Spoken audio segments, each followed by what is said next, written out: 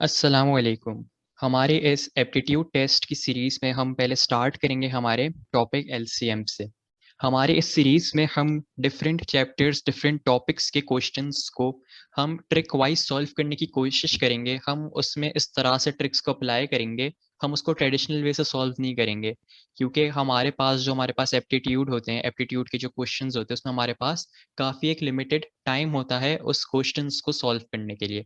तो हमारी इस सीरीज़ में हम क्या करेंगे कि हम डिफरेंट टॉपिक्स, डिफरेंट चैप्टर्स के क्वेश्चंस को ट्रिक्स के थ्रू सॉल्व करने की कोशिश करेंगे ताकि विदिन सेकंड्स हम हमारे क्वेश्चंस को सॉल्व कर सकें और हमारा जो टाइम है वो सेव हो सके, क्योंकि ये एक काफ़ी इंपॉर्टेंट एस्पेक्ट होता है।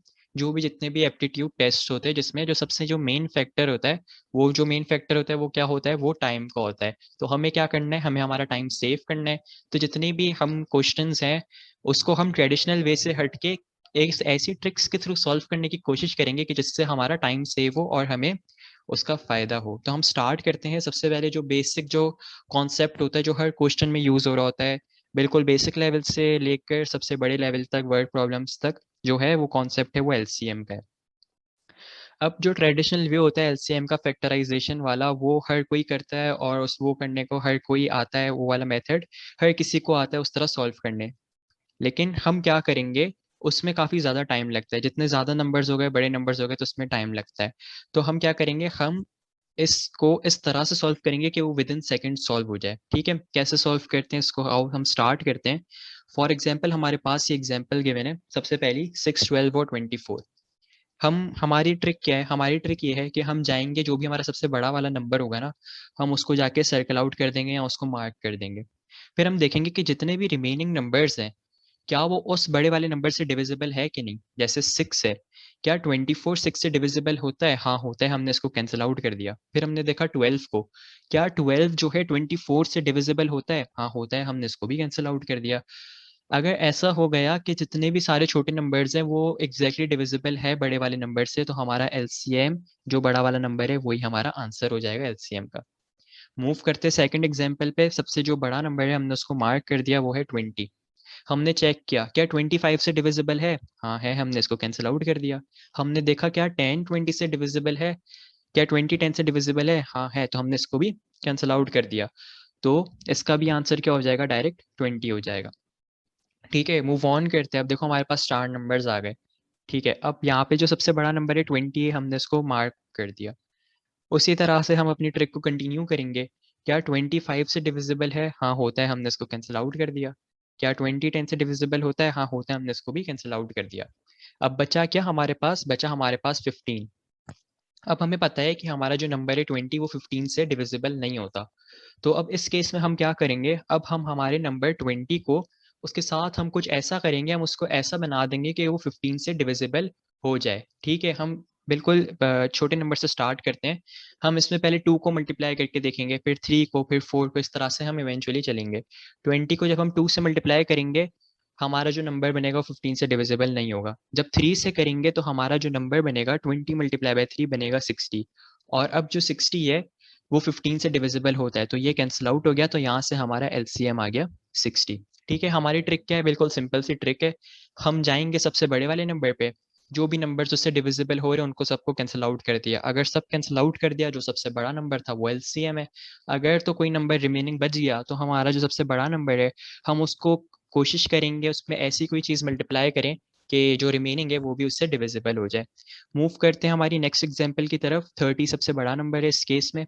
30 जो है वो 5 से डिविजिबल है, कैंसिल हो गया। 15 से भी डिविजिबल है, कैंसिल हो गया। अब देखो 20 से डिविजिबल नहीं है 30।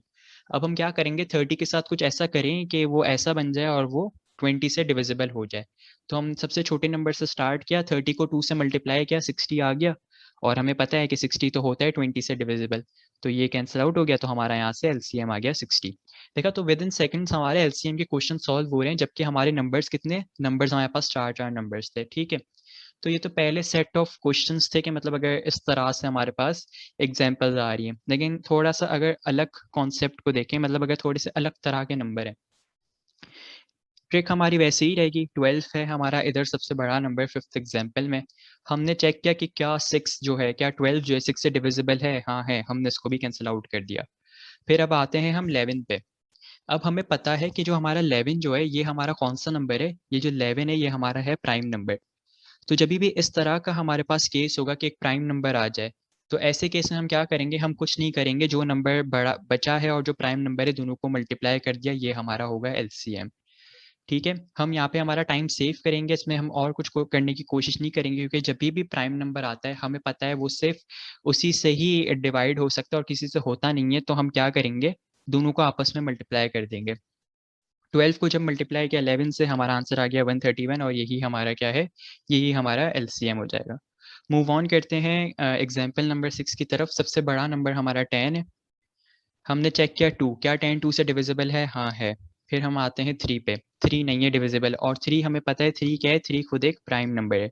तो जब भी प्राइम नंबर आ जाता है हम बगैर हमारा टाइम वेस्ट किए दोनों को मल्टीप्लाई कर देंगे, और ये हमारा एलसीएम आ गया 30।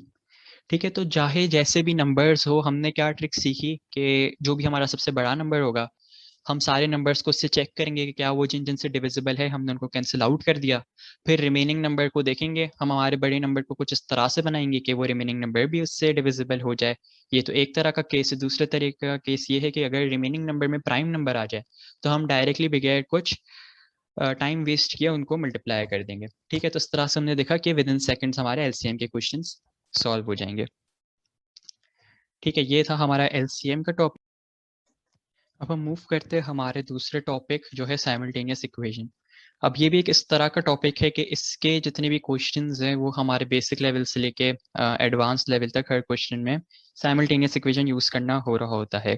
ठीक है, तो अब हम इसको भी शॉर्ट ट्रिक्स अप्लाई करेंगे, क्योंकि हमारे जो ट्रेडिशनल मेथड्स हैं, सब्सटीट्यूशन एक है और एलिमिनेशन है, उससे काफ़ी वो टाइम कंज्यूमिंग होता है और काफ़ी टाइम लगता है।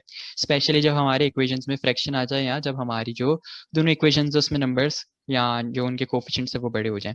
तो हम क्या करेंगे, इसमें हमारी ऐसी शॉर्ट ट्रिक देखेंगे कि जिससे जो भी साइमल्टेनियस इक्वेशन हो, जैसी भी हो, विद इन अ मिनट हमारी सॉल्व हो जाएगी।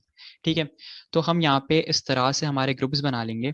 ये जो हमारा जो पहला ग्रुप है ये रिप्रेजेंट करेगा हमारे न्यूमरेटर को, और इसके बाद हम एक और ग्रुप बना लेंगे इन 4 नंबर्स का। ये 4 नंबर्स हमारा रिप्रेजेंट करेगा डिनोमिनेटर को, और इससे हम सॉल्व कर लेंगे हमारी वैल्यू ऑफ एक्स। किस तरह से ये सॉल्व होगा अब हम इसको देखते हैं। अब यहाँ पे जो इम्पोर्टेंट चीज़ है वो इम्पोर्टेंट चीज़ है, हमें देखना है हमारे एरोस को। हम स्टार्ट करते हैं न्यूमरेटर से सॉल्व करना। सबसे पहले हम क्या करेंगे, इन दो नंबर्स के कोफिशिएंट्स को मल्टीप्लाई करेंगे, मतलब कि 4 इंटू -8। बीच में हमारा माइनस का साइन आएगा। फिर हम इन दो कोफिशिएंट्स को आपस में मल्टीप्लाई करेंगे, जो कि है हमारा 3 इंटू -3। ठीक है, यहाँ से हमारा न्यूमरेटर सॉल्व हुआ, जो कि हमारा जो रेड वाले उससे मेंशन था। अब उसके बाद हम आते हैं हमारे डिनोमिनेटर पे। डिनोमिनेटर में हमारे एरोस किस तरह से बनेंगे, सबसे पहले ये जो हमारा ये 2 है और ये 4 है, ये दोनों आपस में इनके कोफिशिएंट्स मल्टीप्लाई हो जाएंगे। इसके बाद बीच में वापस से वैसे ही माइनस का साइन आएगा, और अब हमारे ये दो कोफिशिएंट्स आपस में मल्टीप्लाई होंगे, जो कि है हमारे 5 इंटू -3। तो यहाँ से जब हमने इसको सॉल्व किया, हमारे पास आ जाएगा -32 प्लस 9, और हमारा जो डिनोमिनेटर है वहाँ पे हमारे पास आ जाएगा 8 प्लस 15। तो यहाँ से जब हमने इसको सॉल्व करेंगे तो हमारा आंसर आ जाएगा यहाँ से -1। तो ये जो हमारी जो सॉल्व किया हमने, ये किसके लिए सॉल्व किया, ये हमारी वैल्यू आई फॉर एक्स। अब इसी एक्स को यूज़ करेंगे हम कोई भी इक्वेशन में पुट कर देते हैं। फॉर सपोज फर्स्ट इक्वेशन में पुट कर दी ये वाली वैल्यू, और फिर यहाँ से हम वाई के लिए सॉल्व कर लेंगे, तो यहाँ से हमारा वाई सॉल्व हो जाएगा। और यहाँ से ये हमारी जो इक्वेशन है ये सॉल्व हो गई, एक्स इज इक्वल्स टू 1 और वाई इज इक्वल्स टू 2। ठीक है, ये हमारी काफ़ी शॉर्ट ट्रिक थी। एक बार प्रैक्टिस करोगे इस पे हाथ सेट हो जाएगा, और काफ़ी जल्दी जल्दी हमारी साइमल्टेनियस इक्वेशन सॉल्व होना शुरू हो जाएगी। अब हम मूव करते हैं हमारी एक और एग्जांपल देख लेते हैं, ताकि और ज़्यादा क्लियर हो जाए चीज़ें। ये है हमारे न्यूमरेटर के लिए नंबर्स। ठीक है, तो न्यूमरेटर में हमने जब इसको सॉल्व किया तो हमारे एरोज हमने इस तरह से बनाए। तो पहले आ गया हमारे पास 3 इंटू 6, बीच में माइनस का साइन, और फिर हमारे पास आया 2 इंटू 17। ठीक है, ये है -2 इंटू 17। यहाँ से हमारा सॉल्व हो गया न्यूमरेटर। डिनोमिनेटर के लिए हमने ये 4 नंबर्स यूज़ किए, तो यहाँ से हमारा एरो पहला इस तरह से बनता है। तो ये हो गया हमारे पास 3 इंटू 3, बीच में आया माइनस का साइन, और फिर हमारे पास ये दो कोफिशिएंट्स है, ये है 2 इंटू -2। यहाँ से अब हम इसको सॉल्व कर लेते हैं फर्दर। तो ये हो जाएगा 18 प्लस 34, हमारा न्यूमरेटर आ गया, और जो डिनोमिनेटर है हमारा वो आ जाएगा 9 प्लस 4। तो यहाँ से हमारे पास जो फाइनली हमारा जो फ्रैक्शन है वो रिड्यूस हो गया 52/13 में, जो कि इक्वल है 4 के लिए। तो हमारी x की वैल्यू यहाँ से आ गई, x इज इक्वल्स टू 4। अब कोई भी एक इक्वेशन यूज कर लेंगे, उसमें हमारा ये x है उसको हम सब्सटीट्यूट कर देंगे ताकि हमारा y आ जाए। तो फर्स्ट इक्वेशन ले लेते हैं, इसमें हमने सब्सटीट्यूट कर दिया हमारा x और फिर हमने y के लिए सॉल्व कर लिया, तो 3y इज इक्वल्स टू 17 और वहाँ पे जाके 8 माइनस हो जाएगा जो कि 9 बनेगा। और यहाँ से हमारी जो y की वैल्यू है वो y की वैल्यू आ जाएगी y इज इक्वल्स टू 3। तो यहाँ से हमारा x और y दोनों सॉल्व हो गया। इसके बाद हम मूव करते हैं हमारे एक और इम्पॉर्टेंट टॉपिक पे जो कि है सम ऑफ फ्रूट्स और प्रोडक्ट ऑफ फ्रूट्स। अब इसको भी सॉल्व करने का एक ट्रेडिशनल मेथड होता है। सबसे पहले अगर हमारी जो भी क्वाड्रेटिक इक्वेशन होती है वो हमारी अगर स्टैंडर्ड फॉर्म में लिखे तो ये फॉर्म होती है ax² प्लस bx+c। अब इसको सॉल्व करने का हमारा जो एक ट्रेडिशनल जो मेथड होता है, अगर हमें इसके सम ऑफ फ्रूट्स या प्रोडक्ट ऑफ फ्रूट्स निकालने हैं तो हम इस इक्वेशन की फैक्टराइजेशन करते हैं, मिडिल टर्म ब्रेकिंग करते हैं, हम हमारे रूट्स के आंसर निकालते हैं जिसको हम बेसिकली अल्फा और बीटा बोलते हैं, फिर हम उनको ऐड कर देते हैं और मल्टीप्लाई कर देते हैं, तो हमारा सम ऑफ फ्रूट्स या प्रोडक्ट ऑफ फ्रूट्स आ जाता है। तो ये काफ़ी लेंथी मेथड है और काफ़ी टाइम कंज्यूमिंग मेथड है। हम ये मेथड यूज़ नहीं करेंगे बल्कि हमारी ट्रिक्स यूज़ करेंगे। सम ऑफ प्रोडक्ट्स के लिए हमारे पास एक डायरेक्ट फार्मूला होता है और वो फार्मूला है हमारे पास -b/a। इसी तरह से प्रोडक्ट ऑफ फ्रूट्स निकालने का भी हमारे पास एक डायरेक्ट फार्मूला है, वो होता है हमारा c/a। ठीक है, तो जब भी हमारे पास एक क्वाड्रेटिक इक्वेशन आएगी हम उसमें a, b और c की वैल्यू आइडेंटिफाई कर लेंगे और फिर ये दोनों हमारे फॉर्मूले उनके अंदर सब्स्टिट्यूट कर देंगे ये वैल्यूज, ताकि हमारा सम ऑफ फ्रूट और प्रोडक्ट ऑफ फ्रूट्स आ जाए without any lengthy method. For example अगर हमारे पास ये क्वेश्चंस हैं कि find the sum and product of fruits for, सबसे पहले हमारी ये इक्वेशन गिवन है x² - 5x + 6। पहला स्टेप क्या होगा, हम a, b, c की वैल्यूज फाइंड आउट कर लेंगे। a की वैल्यू इधर है 1, b की वैल्यू है -5 और c की वैल्यू है 6। यहाँ पे अब हम हमारा सम का फॉर्मूला अप्लाई करेंगे जो कि होता है -b/a।